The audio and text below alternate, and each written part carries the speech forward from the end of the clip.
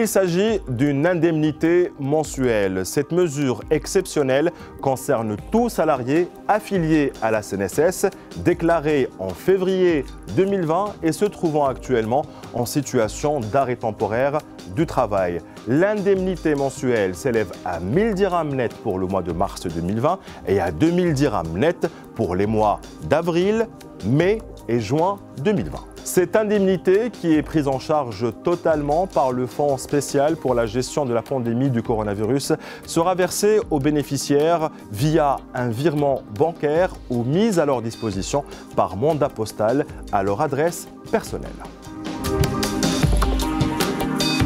Une chose importante, vous n'avez pas à vous déplacer au siège ou à une agence de la CNSS. C'est l'employeur qui devra suivre la procédure d'indemnisation mise en place par la Caisse nationale de sécurité sociale.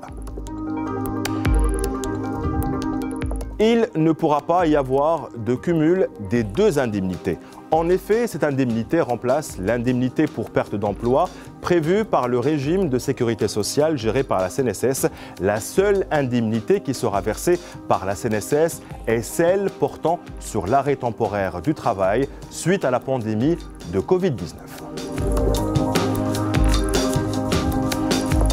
Tout à fait. En plus de l'indemnité mensuelle, le salarié affilié à la CNSS en arrêt temporaire bénéficiera toujours de la couverture de l'assurance maladie obligatoire pour ses prestations de santé. En plus de ça, il recevra également les allocations familiales.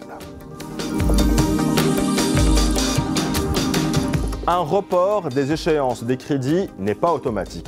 Et pour en bénéficier, le client doit adresser par écrit une demande à sa banque pour solliciter le report du règlement de cette traite découlant d'un prêt immobilier ou de consommation, et cela pour une période de 3 mois, renouvelable une seule fois.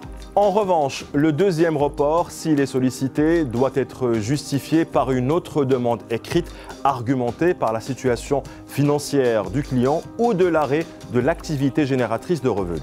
Les clients qui demandent cette dérogation exceptionnelle doivent savoir qu'en contrepartie, ils doivent accepter un prolongement pour la même durée, 3 ou 6 mois, des garanties comme le Fogarim ou le Fogaloge adossés à leur crédit, ou encore une prorogation de la couverture de l'assurance décès invalidité.